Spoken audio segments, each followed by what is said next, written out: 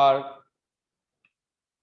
not too much lengthy, but they are important in some regards in your paper. So we cannot just leave this or skip these chapters. We have to do them, and that's why we are doing it. And I'll try my level best to just do it with you in the best way so that you feel confident about this. So without further ado, let's start the discussion.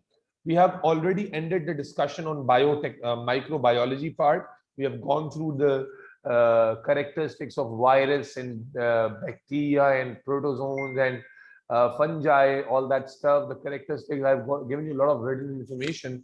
And today you will be writing a lot of things, but I won't be writing a lot of things because I'll be showing you from my notes. So biotechnology वाला part हम लोग start कर रहे हैं. So let's begin. Hello वालेकुम सलाम अलिशबा, बोलो. Sir मैं क्लास ज्वाइन. अच्छा अच्छा अच्छा, कल पिकनिक पे जा रहे हो तुम लोग? जी सर. कहाँ जा रहे हो? सर वो सोमयानी का तो हो नहीं पाया था, तो और माड़ा भी बहुत मतलब वो सबको ट्रैवल सिकनेस है और बच्चे वगैरह साथ हैं तो बहुत दूर पड़ रहा था, तो अब यहीं कहीं पैराडाइज पॉइंट वगैरह ही सोचा है. भाई तो इतना सडनली प्लान करने की क्या जरूरत थी? मैं सोमयानी तो जब मैं लेके जा रहा था तुम्हारी फैमिली को तो तुम्हारे भाई ने यस ही नहीं किया. सर वो शादी वगैरह चलनी थी ना कजिन्स की. अब ऐसा करना कि जब मैं दोबारा प्लान बनाऊंगा सोमयानी का तो तुम लग के आ जाना साथ. जी सर, भले सर शगफ जाएंगे नहीं, मैं चलूंगी. बड़ा मजा आया था यार. चलो बहरहाल बिस्मिल्लाह रहमान, इरादा है मेरा गर्मियों में दोबारा जाने का इंशाल्लाह. ठीक है ना. चलो शुरू करते हैं. बायोटेक्नोलॉजी. अच्छा, आप पिछली क्लास में मौजूद ही थे बेटा, तो आप लोगों ने ये सब पार्ट तो देख लिया था. बायोटेक्नोलॉजी की हमने हेडिंग बनाई थी और हमने कहा था कि ये बेसिकली क्या है, उन मेथड्स और टेक्निक्स की स्टडी है जो कि हम यूज करते हैं for the benefits of Mankind. इंसान की बेहतरी के लिए जो इंजीनियरिंग की टेक्निक्स हम इस्तेमाल करते हैं, इनको हम पढ़ते हैं बायोटेक्नोलॉजी में. ठीक है जी. बायोटेक्नोलॉजी में सबसे पहले हम दो चीजें पढ़ेंगे. एक को हम कहते हैं फूड बायोटेक्नोलॉजी, जो पर्टिकुलरली फूड में इस्तेमाल होती है, और एक को हम कहते हैं इंडस्ट्रियल बायोटेक्नोलॉजी, जो पर्टिकुलरली मेडिसिन वगैरह के अंदर इस्तेमाल होती है, मेडिसिन वगैरह की मेकिंग में इस्तेमाल होती है. ठीक है जी. बायोटेक्नोलॉजी में एक वर्ड बस मैं शुरू में बता दूं जो आगे नहीं आएगा. एक बड़ा इंपॉर्टेंट वर्ड होता है बायोटेक्नोलॉजी में जिसको हम कहते हैं rDNA. Stands for recombinant DNA. Stands for what? Recombinant DNA. Recombinant DNA बेटा हम ऐसे डीएनए को कहते हैं जिसमें दो या दो से ज्यादा सोर्सेज का डीएनए मौजूद हो. मिसाल के तौर पे मैं इंसान, बैक्टीरिया और जनाब एक जेलीफिश के डीएनए को मिलाकर एक नया डीएनए बना लूं जिसमें कुछ सेगमेंट जेलीफिश का हो, कुछ सेगमेंट इंसान का हो, कुछ सेगमेंट बैक्टीरिया का हो, तो ये क्या कहलाएगा? Recombinant DNA. रिकॉम्बिनेंट डीएनए जिसे रिकॉम्बिनेट किया गया हो, रिकम्बाइन किया गया हो. बायोटेक्नोलॉजी का बहुत अहम टूल है ये, जिसके जरिए आज मार्केट में जो इंसुलिन अवेलेबल है, इंसान वाली इंसुलिन, वो इसी टेक्नोलॉजी से बनाई जा रही है. हमने असल में रिकॉम्बिनेंट डीएनए तैयार कर लिया है जिसमें इंसान का डीएनए हमने रेप्लिकेट किया हुआ है, और इसलिए जो इंसुलिन हमें मिल रही है वो बिल्कुल इंसान वाली ही इंसुलिन है. खैर, तो ये एक बात याद रखनी होगी. यहाँ पर इतनी डेप्थ में डिस्कशन नहीं है, लेकिन जो है वो हम सीखेंगे. पहली चीज जो हम आपको जी बेटा. सर नवीद पूछ रहा है कि उसकी टेस्ट शीट्स आपको रिसीव नहीं रिसीव हुई है मुझे, और अब बकवास नहीं करना, उसको बोलो दरमियान में क्लास लेने पे फोकस करें. तो रिकम्बिनेंट डीएनए टेक्नोलॉजी एक चीज थी जो मैंने आपको जिक्र कर दी. अब फूड बायोटेक्नोलॉजी का मतलब ये है कि ये वाली जो टेक्निक्स हैं पर्टिकुलरली हम फूड की मेकिंग में इस्तेमाल करेंगे. तो फूड बायोटेक्नोलॉजी के अंदर जो बेसिक, अच्छा मैं लिखने के लिए भी आपको ना नोट्स दिखाऊंगा अभी, क्योंकि नोट्स पे ले जाऊंगा थोड़ी देर में आपको. पहले आप सीख लें फर्मेंटेशन. फर्मेंटेशन आप रेस्पिरेशन में भी मुझसे पढ़ चुकी हैं लिशबा. क्या होती है फर्मेंटेशन? कि जिसमें आप ग्लूकोज को बगैर ऑक्सीजन के ब्रेक डाउन करते हैं. और अगर आपको याद हो तो ये ब्रेक डाउन दो तरह से होती थी. एक ब्रेक डाउन में कार्बन डाइऑक्साइड और अल्कोहल बनता है, यस और no? Alcohol, sorry, lactic acid. जी. और एक में बनता था लैक्टिक एसिड. अगर आपको याद हो तो ये वाली जो है वो बैक्टीरिया के जरिए होती थी, और ये वाली जो है वो यीस्ट के जरिए होती थी. कुछ याद आता है? तो इंडस्ट्री के अंदर हम इस फर्मेंटेशन के प्रोसेस से अगर आप गौर करें तो 3 तरह के प्रोडक्ट हम बना पा रहे हैं, कार्बन डाइऑक्साइड, अल्कोहल और लैक्टिक एसिड। ये लैक्टिक एसिड है जो कि योगर्ट फॉर्मेशन में बहुत इस्तेमाल होती है। ये जो इंडस्ट्री में हम फर्मेंटेशन से लैक्टिक एसिड बनाएंगे, यही लैक्टिक एसिड दूध को दही में कन्वर्ट करने के लिए इस्तेमाल होगा। इसी तरह जो अल्कोहल है ये मेडिसिन में इस्तेमाल होती है और इसके अलावा ड्रिंकिंग में, वाइन्स में, बेयर में इस्तेमाल होती है। भाई मलिक साहब आ गए वापस? इधर आ गया। मैंने कहा तुम्हें इसलिए क्लास से बाहर किया था, टेस्ट चल रहा था इनका, तो टेस्ट चलो ठीक है, ओके समझ आ गई थी। तुमने रिप्रोडक्शन वाला चैप्टर सुना या नहीं सुना? सर हाँ जी सुना था, आपने किया करवाया था। पूरा पूरा सुन लिया है? टेस्ट है ना कल उसका? हाँ जी सुन लिया। चलो, तो अब वो याद है तुम्हें माइक्रोबायोलॉजी वाला पार्ट हमने कर लिया था, बायोटेक्नोलॉजी मैंने आज कराना था जी। आज हम खसीद हाँ हैं जी। इसको। ठीक है, बायोटेक्नोलॉजी मैंने कहा फूड बायोटेक्नोलॉजी और इंडस्ट्रियल बायोटेक्नोलॉजी। फूड बायोटेक्नोलॉजी में मैं जो टेक्निक की एग्जांपल दे रहा हूँ वो है फर्मेंटेशन, और मैंने आपको गैसेस एक्सचेंज का चैप्टर पहले पढ़ाया हुआ है, आप तो उस वक्त नहीं थे, लेकिन आपने उम्मीद है स्कूल में पढ़ा होगा या खुद से पढ़ा होगा कि फर्मेंटेशन के प्रोसेस में ग्लूकोज को आप बगैर ऑक्सीजन के ब्रेक डाउन करते हैं, क्योंकि अगर ऑक्सीजन के साथ करें फिर तो कंबशन हो जाएगी, तो बगैर ऑक्सीजन के ब्रेक डाउन करते हैं, जिसके नतीजे में 2 पॉसिबिलिटी थी। अगर यीस्ट की प्रेजेंस में करते थे तो कार्बन डाइऑक्साइड और अल्कोहल बनता था, और अगर ग्लूकोज की बैक्टीरिया की प्रेजेंस में करते थे तो लैक्टिक एसिड बनता था। अब इंडस्ट्री में फूड की बायोटेक्नोलॉजी में क्यों इंपॉर्टेंट है ये? क्योंकि लैक्टिक एसिड दही बनाने के लिए इस्तेमाल होता है कमर्शियली, और इसी तरह अल्कोहल जो है वो मेडिसिन के अंदर इस्तेमाल हो रही होती है और ड्रिंकिंग वाइन्स और बेयर्स में इस्तेमाल होती है। जबकि कार्बन डाइऑक्साइड जो है, आपको मालूम होना चाहिए कि जो डो को राइज को मिलता है, जो डो राइज होती है बेकिंग इंडस्ट्री में, जो जहां पर भी बिस्किट्स बन रहे हैं, केक बन रहा है, जहां डो का रोल आ जाता है वहां कार्बन डाइऑक्साइड लाजमी है, डो को राइज करने के लिए, उसको फ्लफी बनाने के लिए, उसको फूला फूला सा बनाने के लिए। तो बहरहाल फर्मेंटेशन इंतहाई अहम प्रोसेस होता है। Am I clear till this point? जी सर। आपको अपनी स्क्रीन पर फर्मेंटेशन की एप्लीकेशन पर लेके जाऊंगा, ये P2 के अंदर आ चुकी हैं। आप मेरे साथ पहले समझेंगे, उसके बाद समझने के बाद मेरे बच्चों हम उसको लिखेंगे भी नोट से। ये रिटन इन्फॉर्मेशन आपके पास, जिन लोगों के पास नोट्स हैं उनके पास ऑलरेडी है, और जिनके पास नहीं है उनको अभी मैं दिखा देता हूं। जनाब आपकी स्क्रीन पर आपको नजर आ रहा होगा, अगर आप अंधे नहीं हैं तो आपकी स्क्रीन पर आपको दिख रहा होगा फर्मेंटेशन के बारे में। तो मैंने आपको ऑलरेडी बता दिया, थोड़ा सा स्कैन हुआ हुआ है इसलिए थोड़ा सा कटा कटा दिख रहा है, बट उम्मीद है रीडेबल होगा। कि कार्बन डाइऑक्साइड अभी मैंने बताया जो बेकिंग प्रोडक्ट्स हैं उनके लिए इस्तेमाल होती है, अल्कोहल बेयर मेकिंग के लिए, और लैक्टिक एसिड योगर्ट मेकिंग के लिए। कोई मसला तो नहीं है। अब पहला हम लोग जो पढ़ रहे हैं वो है ब्रेड मेकिंग। अभी हमने पढ़ लिया कि ब्रेड मेकिंग में कार्बन डाइऑक्साइड का इस्तेमाल है या नहीं है, और ब्रेड मेकिंग वाला रिएक्शन यीस्ट से होगा या बैक्टीरिया से होगा?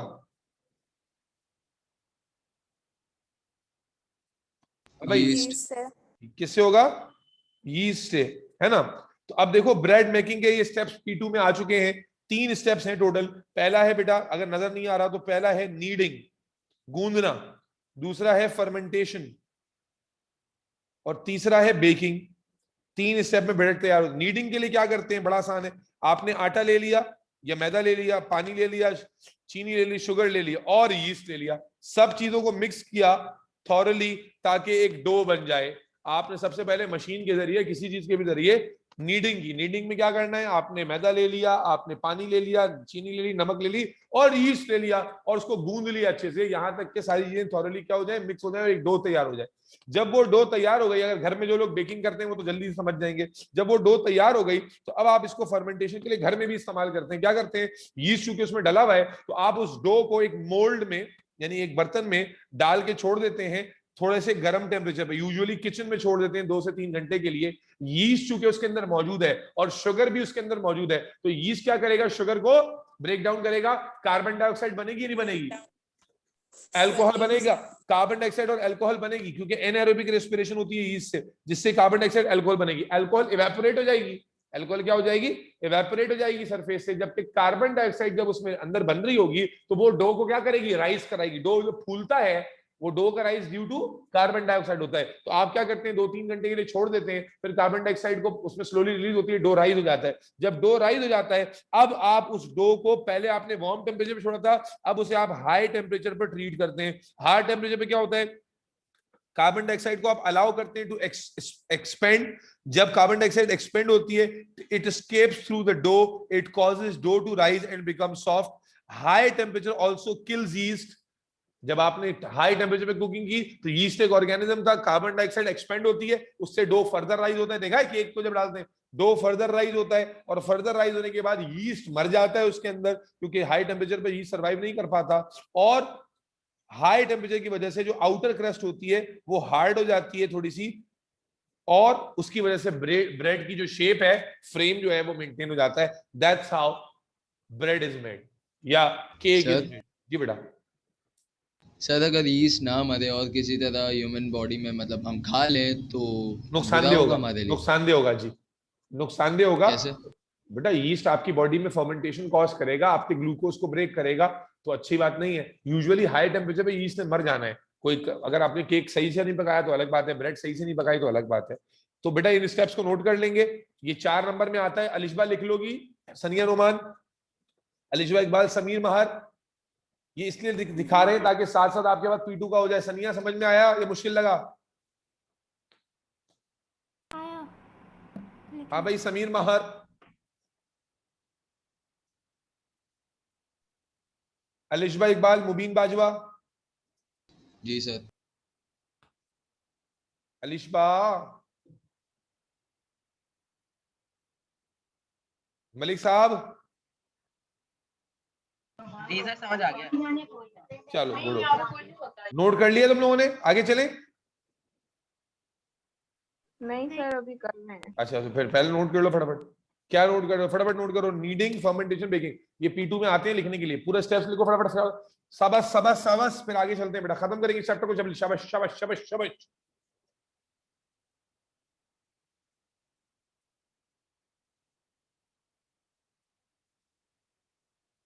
Tell me when you are done.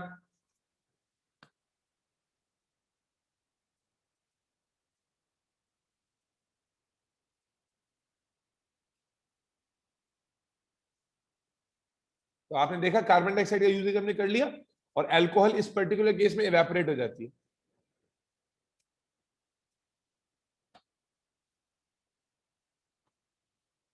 अबे भाई क्या थीसिस लिखने बैठ गए हो? 4 तो पॉइंट से, जल्दी करो।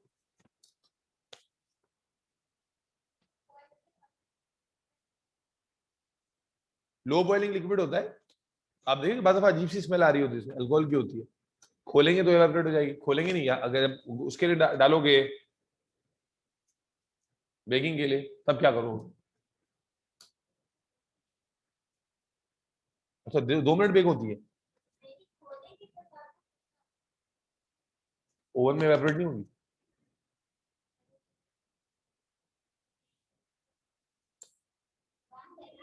तो मैं कहूँगा सीढ़ी से ना वहां जाओ, मैं धक्का दे देता हूँ। बेटा बात समझ में आ गई? कहाँ चले गए? हो गया सर। नोट कर लिया हो सारे गया। बच्चे? सनिया नोमान, अलिशबा इकबाल। होगा सर। चलो आगे चलते हैं। अब आ जाओ बियर मेकिंग। बियर मेकिंग में कौन सा इस्तेमाल होगा रिएक्शन? अभी हमने पढ़ा था कि बियर मेकिंग के लिए आप, अल्कोहल की बात हो रही है तो यहां पर भी ईस्ट का रोल होना चाहिए, यस और नो? कि ग्लूकोज को जब ईस्ट की प्रेजेंस में ब्रेक डाउन करेंगे तो हमें मालूम है अल्कोहल और कार्बन डाइऑक्साइड बनती है। आए देखिए बियर कैसे तैयार करते हैं। आपने सुना होगा बियर जो है वो सीड से, कोई बार्ले सीड से बनाता है, पोटैटो के मैश से बन सकती है, इसके इसी तरह से अल्लाह भला करे आपका ये जो अंगूर के दाने होते हैं इससे बनती है। तो क्या हो रहा है, सबसे पहले आप सीड्स ले लेते हैं, उसको सोक करते हैं वाटर में। आपको मालूम होना चाहिए सीड के अंदर स्टार्च होता है, सीड के अंदर रिजर्व क्या होता है? स्टार्च, जो कि बाद में इस्तेमाल होता है। तो सीड को आप सोक करते हैं वाटर में। रिप्रोडक्शन इन प्लांट्स आप पढ़ चुके, जब पानी डालते हैं याद है, जर्मिनेशन के लिए बेसिक कंडीशन वाटर होती है। रिप्रोडक्शन में मैंने पढ़ाया है, जर्मिनेशन के लिए, हाँ ना बोलो बच्चों, जर्मिनेशन के लिए Yes, basic sir. Condition water होती है। अबिया सईद मर गई हो तो बता दो बेटा। नहीं सर जिंदा हूँ। तो आप सीड को क्या करते हैं? अलाउ टू जर्मिनेट करते हैं 2 से 3 दिन के लिए। जब 2 से 3 दिन के लिए आप जर्मिनेशन के लिए अलाउ करते हैं तो क्या हुआ होगा? टेक्निकली उनके अंदर जो स्टार्च है वो ब्रेक डाउन होना शुरू हो गया होगा। किसमें? ग्लूकोज में। स्टार्च इसमें ब्रेक डाउन होना शुरू हो गया होगा ग्लूकोज में। अब आप सीड को क्या करेंगे, रोस्ट करेंगे ताकि एक्टिविटी वहीं पर रुक जाए और उनको ग्राइंड कर देंगे। रोस्ट क्यों करेंगे, ताकि जो एंजाइम है जो स्टार्च को ब्रेक डाउन कर रहे हैं ग्लूकोज में, अब वो एंजाइम फर्दर काम ना करें, उस ग्लूकोज का इस्तेमाल ना कर लें, क्योंकि इस्तेमाल तो आपने करवाना है उसका। तो आप क्या करेंगे, उसको रोस्ट करेंगे और उसको ग्राइंड कर लेंगे। उसके बाद add hot water into the ground grains, it makes what क्या कहते हैं, गरम गरम पानी डालेंगे तो वो एक गाढ़ा गाढ़ा वो बन जाएगा, पल्पी सा जो है ना, वो क्या कहेंगे उसको, पल्पी सा मिक्सचर बन जाएगा। गर्म पानी उसमें डालेंगे बॉईल कर तो वो एक पल्पी सा मिक्सचर बन जाएगा। अब उसमें यीस्ट डाल देंगे जो शुगर को किसमें कन्वर्ट करेगा, अल्कोहल में, और वो अल्कोहल जैसे जैसे बनती जाएगी पानी में ऐड होती चली जाएगी, उस गाढ़े गाढ़े मैश में क्या होती जाएगी, ऐड हो जाएगी, डिसॉल्व होती चली जाएगी। As the yeast respire, it produces carbon dioxide, it escapes from the medium and produces foam at the top of the word, it creates anaerobic conditions। क्या है बेटा, जब कार्बन डाइऑक्साइड इवॉल्व होती है तो कार्बन डाइऑक्साइड के evolve होने की वजह से ड्यूरिंग दिस प्रोसेस टॉप पे एक फोम लाइक पार्ट बन जाता है, फोम लाइक क्रिएट हो जाता है। उस फोम लाइक सरफेस क्रिएट होने की वजह से जो हवा की ऑक्सीजन है वो पानी में डिसॉल्व नहीं होती और एनएरोबिक कंडीशन मेंटेन हो जाती है। क्योंकि आपको मालूम है यीस्ट जो काम करेगा वो किस कंडीशन में करेगा, एनएरोबिक कंडीशन में। तो एनएरोबिक कंडीशन कैसे बनती है कि कार्बन डाइऑक्साइड की वजह से टॉप पे एक foam like situation, foam like surface create हो जाती है जो कि ऑक्सीजन को सॉल्यूशन में डिसॉल्व नहीं होने देती, और अंदर जो है वो एनएरोबिक कंडीशन क्रिएट हो जाती है जिसकी वजह से यीस्ट काम करके अल्कोहल बनाता है जो पानी में डिसॉल्व होती चली जाती है। Am I clear? जी Yes, सर। sir. जी सर। स्टेप्स आसान है मुश्किल है? ठीक है। क्या मलिक साहब मुश्किल लग रहा है क्या? भाई सिंपल सी रेसिपी है ना, सीड लिया, नहीं। उसको पानी में सोक किया, जर्मिनेट कराया, रोस्ट किया, रोस्ट करने के बाद जनाब ग्राइंड कर लिया, हॉट वाटर ऐड करके उनका एक जो है ना वो पल्पी सा मिक्सचर बना लिया, उसमें यीस्ट डाल दिया, और जनाब आली कार्बन डाइऑक्साइड जब उसमें से निकलेगी तो वो सरफेस पे एक फोम बना लेगी, एनएरोबिक कंडीशंस आ जाएंगी, अंदर यीस्ट काम करता रहेगा, अल्कोहल बनती रहेगी, अल्कोहल पानी में डिसॉल्व होती रहेगी, आहिस्ता आहिस्ता जो सॉल्यूशन है वो कॉन्सेंट्रेटेड होता चला जाएगा अल्कोहल से। यस और नो? जी बेटा ये एग्जाम में P2 में आते हैं, वरना मैं आपको खुद ही रीड करने को दे देता, डिस्कस करने का मकसद ये कोई कंफ्यूजन ना जाए। अबिया सईद, अलिशबा इकबाल, सनिया नोमान, बॉली, समझ में आ रहा है बेटा? जी सर। सनिया नोमान, जी सर आ रहे। सनिया नोमान, तुम तो यार तुमसे मैं बड़ा नाराज हूं। एक तो तुम फिजिकली आ रही नहीं हो आजकल, तुम डंडी मार रही हो सुस्ती की वजह से, हैं? आज तुम्हें पता है तुम्हारी बहन जो है वो सबवे खिला के गई है मुझे। क्या? सबवे खिला के गई है वो मुझे। कह रही सर आप इतनी मेहनत करते हैं हमारे साथ तो ये ले आप। अच्छा। और अपने ये नहीं कि अपना हिस्सा खिलाया उसने, अलग से मेरे लिए ऑर्डर किया था उसने, ये नहीं कि बचा कुचा दे दिया हो। एक तुम्हारी बहन है और एक तुम हो, खुदा का खौफ करो यार। मैं भी खिला दूंगी। नहीं खिलाने की बात नहीं, यहाँ आके मरो तो फिर बात होगी ना। वो तो बेचारी पढ़ने में तो फोकस कर रही है, तुम डंडी मार रही है। बेटा समझ में आ गया बियर कैसे बनानी है? अब दही जमाना तो घर में भी आपने देखा होगा, इंडस्ट्री में भी वैसे ही जमाते हैं। दही कैसे जमाते हैं घर में, देखा है? सर वो दूध को लेकर अंदर झाग डालते हैं। Very good. दूध को पहले क्या करते हैं, बॉईल करते हैं, पूरा तेज बॉईल नहीं करते, दूध को बॉईल करते हैं जिसको हम पेस्चराइजेशन का प्रोसेस करते हैं, 60 डिग्री तक बॉईल करते हैं, फिर उसको ठंडा करने छोड़ देते हैं, ठीक है जी, रूम टेम्परेचर पे आने देते हैं। उसके बाद उसमें क्या करते हैं, झाग डालते हैं, उसमें थोड़ी सी दही डाल देते हैं या खटाई डाल देते हैं, इस तरह कुछ। तो इसको हम कहते हैं स्टार्टर कल्चर। इस स्टार्टर कल्चर के अंदर दो तरह के बैक्टीरिया होते हैं इंडस्ट्री में अगर कर रहे हैं, एक स्ट्रेप्टोकोकस और एक लैक्टोबैसिलस। एक स्ट्रेप्टोकोकस, याद करो कॉक्साई बताया था, राउंड शेप बैक्टीरिया होते हैं, और एक लैक्टोबैसिलस। स्ट्रेप्टोकोकस और फिर मिल्क को जो है ओवरनाइट छोड़ देते हैं। स्ट्रेप्टोकोकस क्या करता है, वो ऑक्सीजन को एब्जॉर्ब कर जाता है, तो मिल्क के अंदर कैसी कंडीशन क्रिएट हो जाती है, एनाएरोबिक। और फिर एनाएरोबिक कंडीशन पे जो लैक्टोबैसिलस है वो शुगर को किसमें कन्वर्ट करता है, लैक्टिक एसिड में। लैक्टिक एसिड की वजह से मिल्क की पीएच ड्रॉप होती है, जिसकी वजह से मिल्क का प्रोटीन सॉलिडिफाई हो जाता है। कर्डल्ड मिल्क को क्या कहते हैं, योगर्ट कहते हैं। आसान है मुश्किल है? बेटा दोबारा सुन लीजिए, क्या कहा हमने, आपने दही कैसे जमानी है, दूध को गर्म करके ठंडा किया, रूम टेम्परेचर पे आने दिया, रूम टेम्परेचर पे आने के बाद आपने उसमें स्टार्टर कल्चर यानी कि उसमें छाछ डाल दी, उसके अंदर खटाई डाल दी, दही डाल दी, जिसमें असल में क्या है, बैक्टीरियाज मौजूद होते हैं पहले से। कौन से? 2 तरह के, स्ट्रेप्टोकोकस, क्योंकि देखो भाई अभी अलिशबा एनारोबिक कंडीशन करना जरूरी है ना, तो एनारोबिक जी कंडीशन सर। कौन करेगा? स्ट्रेप्टोकोकस एब्जॉर्ब कर लेगा ऑक्सीजन को। लैक्टोबैसिलस क्या करेगा? उसको मिल्क में मौजूद शुगर को लैक्टिक एसिड में कन्वर्ट करेगा, जिससे मिल्क की जो पीएच है वो गिरेगी, और इस लो पीएच पर मिल्क का प्रोटीन जो है वो सॉलिडिफाई हो जाएगा, और उसी को हम दही कहते हैं। क्लियर? जी सर। नोट करो। अभी यह बात समझ में आ रही है कि ऊपर से जा रही है? समीर महात, मुबशिर, आ रही है सर। मुबीन, मुबशिर, जी सर। नोट किया है? यस। चलिए अब आगे चलेंगे इंडस्ट्रियल बायोटेक्नोलॉजी की तरफ। ये भी बड़ा आसान है।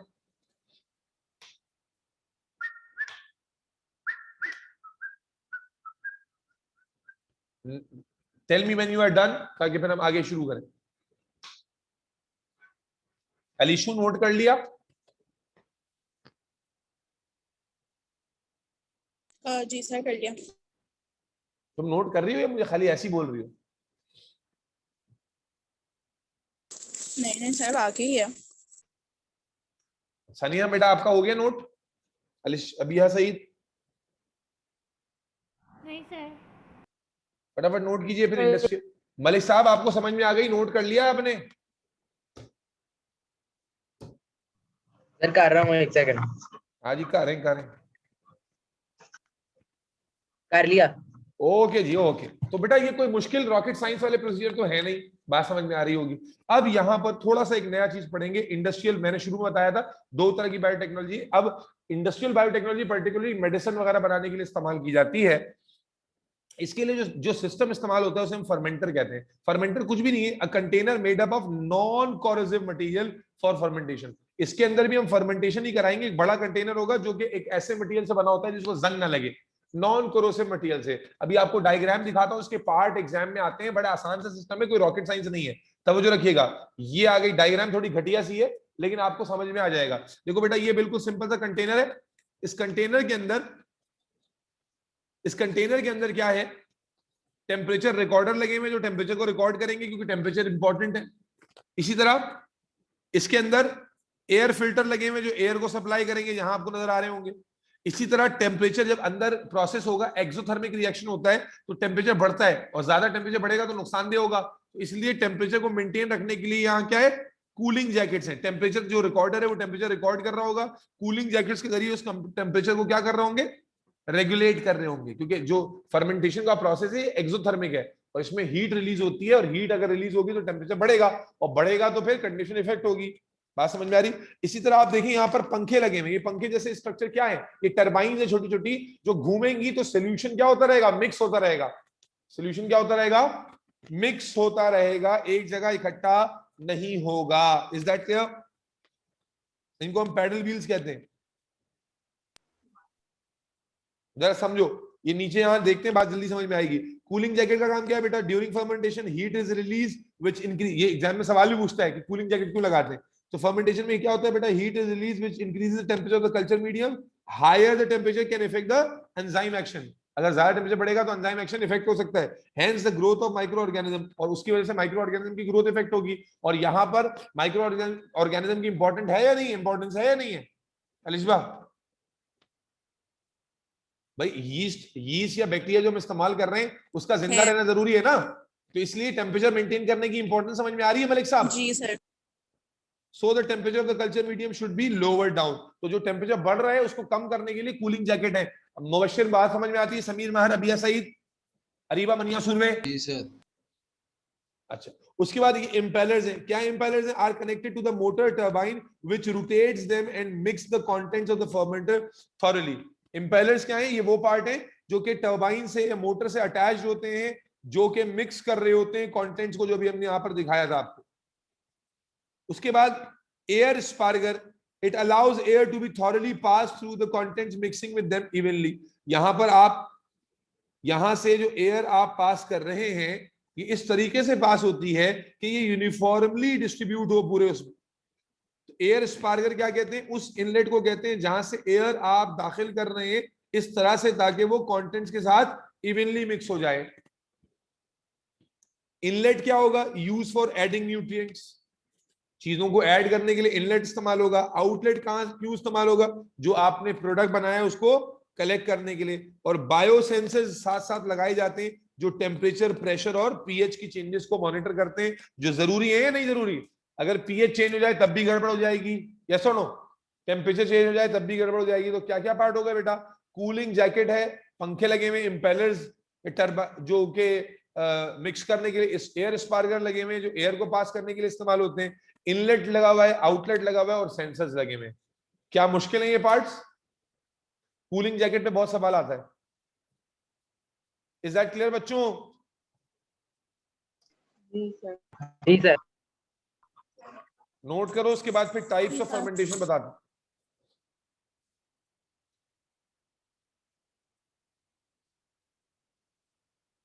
नोट कर लिया?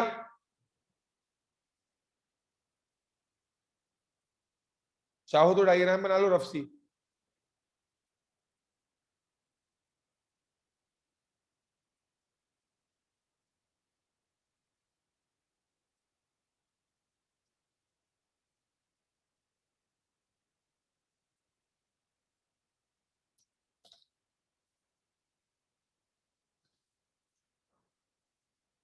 अलीश भाई इकबाल नोट कर लिया बेटे?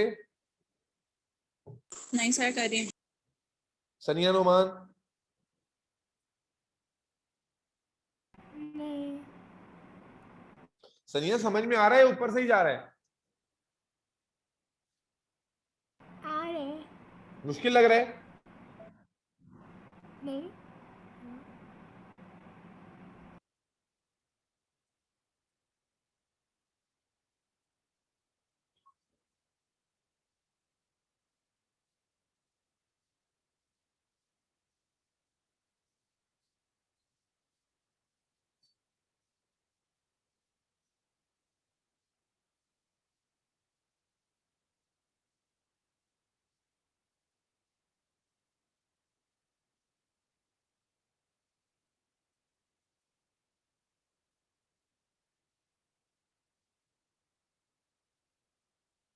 सर एक मिनट, थोड़ा ऊपर करेगा। क्या देखना है? पर ये डायग्राम। रफ सी डायग्राम बना लो, ऐसे पंखे डायग्राम बनाने नहीं आती, हो सकता है लेबल करने के लिए आ जाए।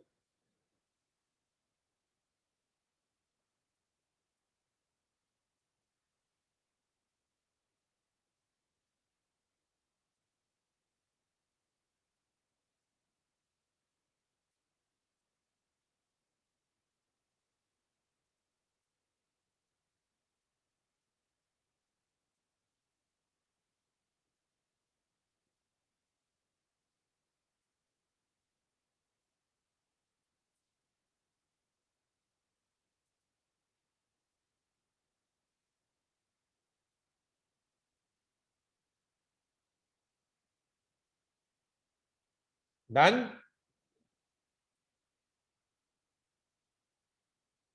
जी सर। जी। चलो जी, अब मेरे बच्चों आगे बढ़ते हैं और बात करते हैं फर्मेंटेशन के प्रोसेस की। देखो, फर्मेंटेशन इंडस्ट्रियल लेवल पे दो तरह से होता है। एक को हम कहते हैं बैच फर्मेंटेशन, जो एक झटके में एक साथ हो जाता है। यानी आप क्या करते हैं, ये फर्मेंटर है ना, इसमें सारी चीजें आप एक साथ डाल देते हैं और एक साथ डालने के बाद प्रोडक्ट आखिर में निकाल लेते हैं। और दूसरा होता है जहां पर आप कंटिन्यूसली चीजें डालते रहते हैं, थोड़ा थोड़ा करके प्रोडक्ट निकालते रहते हैं, फिर डालते रहते हैं, निकालते रहते हैं। तो फर्मेंटेशन का प्रोसेस दो तरीकों से होता है। पहला प्रोसेस है बैच प्रोसेस। बैच प्रोसेस का मतलब कि पूरा ग्रुप एक साथ डाल दिया जाएगा। ठीक है जी? क्या है देखो, culture medium that are nutrients and starter culture are added once and after the product is made the process is stopped and product is removed. Simple है। बैच प्रोसेस किसे कहते हैं? मेडिसिन में बहुत होता है ये। बैच प्रोसेस का मतलब क्या है कि जो मीडियम है न्यूट्रिएंट्स का और जो इनिशियल जो कल्चर है बैक्टीरिया का, दोनों को एक साथ डाल देंगे, प्रोसेस को होने के लिए प्रॉपर टाइम देंगे और फिर जब प्रोसेस कंप्लीट हो जाएगा तो फिर एक साथ प्रोडक्ट को निकाल लेंगे। Is that clear? जी सर। जबकि कंटिन्यूअस प्रोसेस के अंदर nutrients are added continuously through the inlet and without stopping the process. Harvest which is the product is periodically, यानी हार्वेस्ट जो है पीरियोडिकली, मिस हो गया यहाँ पर, हार्वेस्ट इज एक्सट्रैक्टेड पीरियोडिकली आप हार्वेस्ट जो है वो निकालते रहेंगे. जो प्रोडक्ट है आपका थोड़ा थोड़ा देर पे निकालते रहेंगे. अब मुझे वैसे ही बताओ, तुम्हारे ख्याल में कौन सा प्रोसेस ज्यादा फायदेमंद है, बैच या कंटिन्यूअस?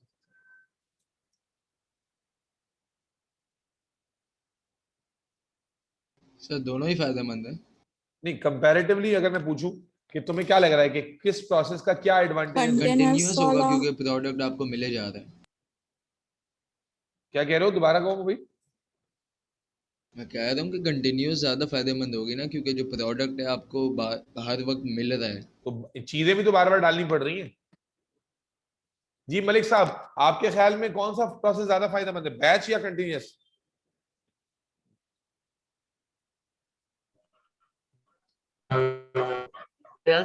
वो बैक्टीरिया. बैक्टीरिया नहीं, बैच प्रोसेस ज्यादा फायदेमंद है कंटिन्यूअस प्रोसेस? वही कंटीन्यूअस. कंटिन्यूअस. जी सनिया नुमान.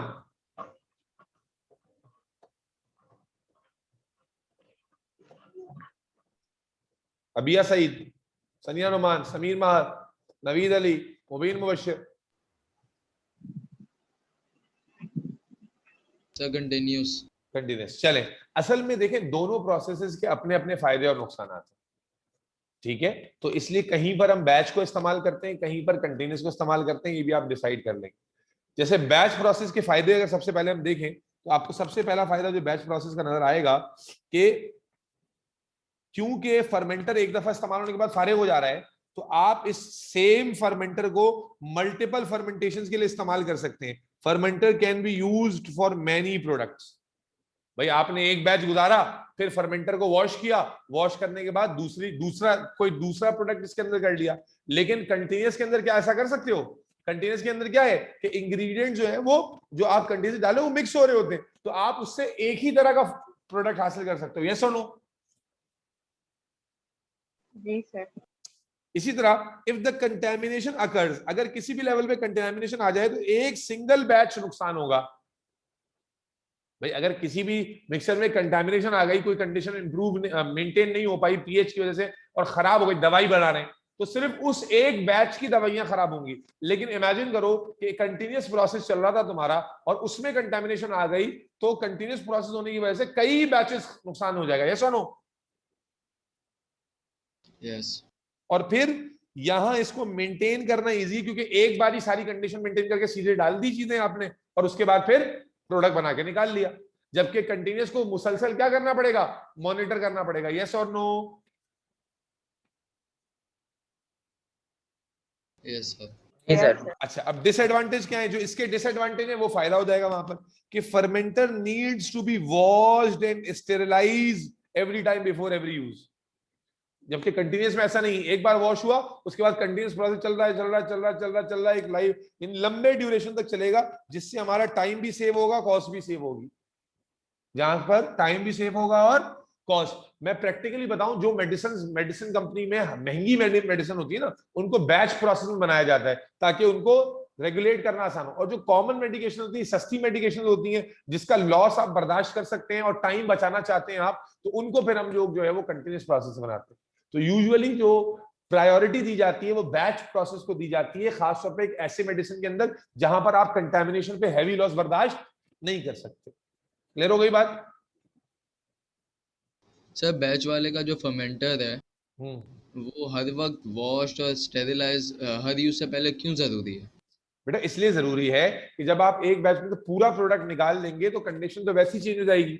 जब पूरा प्रोडक्ट और पूरा मीडियम आप ड्रेन करते हैं तो कंडीशन आप कंटेनर की चेंज कर देते हैं. जब कंडीशन चेंज हो गई तो उसको स्टेरिलाइज करना जरूरी है ताकि दोबारा से वो कंडीशंस प्रोवाइड की जा सके, जो कि क्योंकि देखो ना, अगर आप पूरा जब खाली कर रहे हैं तो कंटेनर के अंदर जो इन्वायरमेंट है वो तब्दील हो गया. अब उसी इन्वायरमेंट के अंदर आप अगर दूसरा डाल देंगे तो चांसेस ऑफ कंटामिनेशन बहुत हाई है. ठीक है. ठीक हो गया. ये देखो ना, ऐसी मिसाल है, पठान जो है वो होटल पे चाय बना रहा है एक के बाद दूसरा, तो उसी पतीली के अंदर बार बार चाय बना रहा है वो, ठीक है ना। लेकिन अगर घर में आप 2 टाइम चाय बनाते हैं तो ऐसा करोगे कि सुबह जिस पतीली में चाय बनाई वो धोए बगैर दूसरी उसी में बना लोगे, कंटेमिनेशन के चांसेस होंगे नहीं होंगे? बोलो भाई। पठान जो कि रेगुलरली बना रहा है तो उसी देगची को वो 4 5 6 दफा इस्तेमाल करता नहीं करता, उसी पत्ती को डबल इस्तेमाल करता है। और आप कहते हैं यार क्या चाय बनाई है उसने। अलिशबा बोली, समझ में आ रही है बात? पठान जी है, जी सर आ रही है। तो आपको समझ में। अब उसके बाद बेटा ये 2 एग्जांपल्स हैं, एक पेनिसिलिन की एग्जांपल है, आसान सी है, और उसके बाद दूसरी जो है वो माइक्रोप्रोटीन जो कि इस्तेमाल होते हैं ये डाइटरी फाइबर्स में, उसकी एग्जांपल है। जनाब पेनिसिलिन कैसे बनाते हैं, इसके बड़ा आसान सा प्रोसीजर है। पेनिसिलिन किसके जरिए बनती है? फंगस के जरिए। किसके जरिए बनती है? फंगस के जरिए। तो अब 2 फेजेस हैं, बड़ा आसान है। फेज 1 में क्या करते हैं, न्यूट्रिएंट मीडियम और स्टार्टर कल्चर को ऐड कर देते हैं फर्मेंटर में। Favourable conditions like pH, temperature are maintain. Oxygen supply करते हैं टू अलाउ एरोबिक रेस्पिरेशन, ताकि वो फंगस ग्रो करे। The fungus grow maximum in aerobic condition. पहले फंगस को क्या करा रहे, पहले उसको न्यूट्रिएंट प्रोवाइड कर दी, सब कुछ प्रोवाइड करके, सारी कंडीशन प्रोवाइड करके पहले उसको क्या कराएंगे, ग्रो, ताकि भरपूर तादाद में वो ग्रो कर जाए। जब वो ग्रो कर जाएगा, after the maximum growth has achieved, the conditions are made unfavorable for growth, ताकि oxygen supply is stopped. Under unfavorable condition, fungus release antibiotics, the contents are removed and purified, antibiotic is extracted. भाई fungus antibiotic बना सकता है अपनी jeans के जरिए, कब? जब उसकी कंडीशंस को अनफेवरेबल किया जाए। अब दिमाग में आएगा सवाल कि शुरू में ही अनफेवरेबल क्यों नहीं कर दिया है भाई शुरू में अनफेवरेबल करते तो फंगस थोड़ा सा होता ना हमारे पास। पहले आप फंगस को क्या करते हैं, ग्रो कराते हैं, ताकि ज्यादा अमाउंट में एंटीबायोटिक बने। Is that clear? यस जी सर। अच्छा, यही चीज नीचे देख लो बेटा, microprotein, nutrients and starter culture are added into fermenter favourable, वही बकवास है। Favourable conditions of pH and temperature are maintain for growth. अब यहां पर क्या है, मेंटेन फॉर ग्रोथ, यहां पर कंडीशन मेंटेन की। The fungus continue to grow and it is harvested periodically. Fungus जो है वो कंटिन्यूसली ग्रो करता रहता है और उसको थोड़ा थोड़ा हम एक्सट्रैक्ट करते रहते हैं। एट द अदर एंड, दूसरे एंड पर जो निकाल रहे हैं वहां से फंगस, अब उसे दूसरे एंड पे लेके जाएंगे। Nutrients are continuously supplied to continue to run this process. The harvested collected is treated with enzymes, purified and turned into various texture. Flavors are added to make proteins edible to humans.